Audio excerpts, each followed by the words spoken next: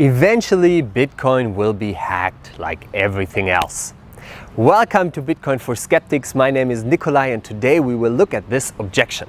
I remember this objection very well when I started out with Bitcoin because I thought, well, Bitcoin is something with computers and programming and of course it can be hacked, right? Well, let's think about what something being hacked actually means. Because I think it means something different for every single kind of system. If we say Facebook has been hacked, usually what we mean is somebody got access to private account information. If we say my bank account got hacked, well, we actually usually mean that somebody was able to get out money. Really different thing. Or if we say our government got hacked in a electorate or an election or something, it means that false votes were added to the ballot. So hacking means something really different for every single system. So first we need to define what is Bitcoin, therefore what would hacking Bitcoin look like, and then third step, is that likely to happen? What would a hack like this require? What is Bitcoin, therefore what would a hack look like, and then is it likely that this could happen? First of all, let's think about Bitcoin. Bitcoin is not about private information or images or whatever, or emails, right? It is actually a public ledger of transaction. It is a transaction history. Bitcoin is a public list of all the different transactions that people have made with Bitcoin for the last 10 years.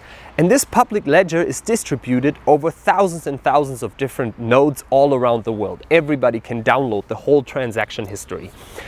Now, the thing is this transaction history is grouped into blocks. Every 10 minutes, roughly, a new block is added, and in this block, all the transactions in the whole wide world of the last 10 minutes are summarized. So this block has the list of all the transactions of the last 10 minutes. And those blocks are added to each other, and therefore there's a blockchain being created, and this blockchain then has a shared history of transaction, and every single node knows which blockchain is the longest and therefore is valid. Now the question is this: if you want to hack that system, it would work in a way that you need to be able to insert an invalid transaction into the transaction history. That would compromise the whole system, right? Because the whole system works because everybody trusts that the ledger, that the transaction history is valid, is verified, is correct. Now, if there would be a person, let's say I send 10 Bitcoin to John. I only have 10 Bitcoin. I send 10 Bitcoin to John. But then I am able to also insert a transaction of 10 Bitcoin to Anna on the ledger. Then I was able to insert a double spend. And I cheated because I didn't have 20 Bitcoin. I just had 10.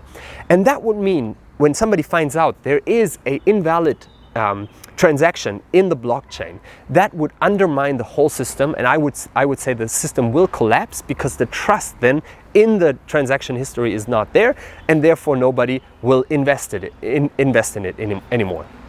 Now, hacking therefore means inserting an invalid transaction and getting people to accept it as a valid block to the blockchain and building onto this block, right? So you could, of course, insert an invalid transaction like however you want, but really hacking means that this invalid transaction gets accepted in that block, and then people start building on that wrong block with new blocks, and therefore you have a wrong transaction history. Now, how would this actually happen? Well, somebody would have to insert an invalid transaction into a block, and you can only do that if you are able to contribute a block to the network. And how do you contribute a block to the network? Well, by mining it. Now, what does that mean? If you're new, you don't know. And I didn't know. You cannot just add a block as a normal user. No. In order to give the network a new block of transaction, you have to expend a huge amount of energy. You have to invest a lot of money for calculating a mathematical problem, and to solve it, it takes about 10 minutes, and you're going to use so much energy by the computing power of your processor trying to guess the right number, or a number smaller than a certain number. And they calculate. That takes a lot of energy, and the energy costs a lot of money. So by the end, you have calculated the mathematical problem, and only then, with that proof that you have calculated it, you are allowed to add the block to the blockchain. Now, you have already spent so much energy on that block. Are you incentivized to insert an invalid transaction into that block? I don't think so. Because if you do, your block will most probably get rejected by the network, because they can verify really easily if all the transactions are correct. And therefore, they will reject it, and all your money spent on the energy for computing the mathematical problem was in vain. So there's actually really tiny incentive to cheat, because in order to cheat, you need to invest a lot of energy in adding the block to the blockchain. That is a great design, so it works through economic incentives. I think that is one of the main reasons why Bitcoin is so hard to hack. Now, even if it would happen that somebody is saying, well, I'm just going to do this anyway, I'm going to invest all that money, then that person who adds the block to the blockchain, he actually gets paid in Bitcoin. Now that means that the money that he gets by cheating, which is Bitcoin, because he can only add like Bitcoin transactions to the ledger, actually loses value because he compromised the system, and therefore the price will drop, right? So he's additionally incentivized not to cheat, not only because of the energy expenditure, but also because he himself will compromise the system that he gets paid in. Now let's say, okay, there's somebody who doesn't really care about all of that, like a government or whatever, they just want to crash the whole thing. Well, they still have to get more than 50% to build 50% of all the thousands of different nodes to build on the wrong blockchain, right? Because they can easily verify, well, that is a wrong block. There is a transaction that's not valid. Now they are not incentivized to ruin their own system, right?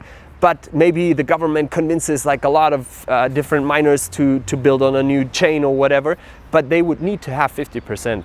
And I would be really interested why anybody would do this. So it's not really about like computer hacking, right? Like, I don't know, getting data or somebody just writing new code. It's actually a game theoretical approach. And that is really interesting. Hacking Bitcoin has so many different layers of what it would require and mean that I think you first need to think about psychologically if this makes sense in order to get a feeling for, is it trustworthy or can it easily be hacked? So I would argue Bitcoin hacking means something different than you probably thought, and it is very unlikely to occur because the incentives are so strongly in the other direction. People would actually very happily stick to the consensus rules if they profit from it, and that is the case currently. All right, I hope this helps. Have a good day.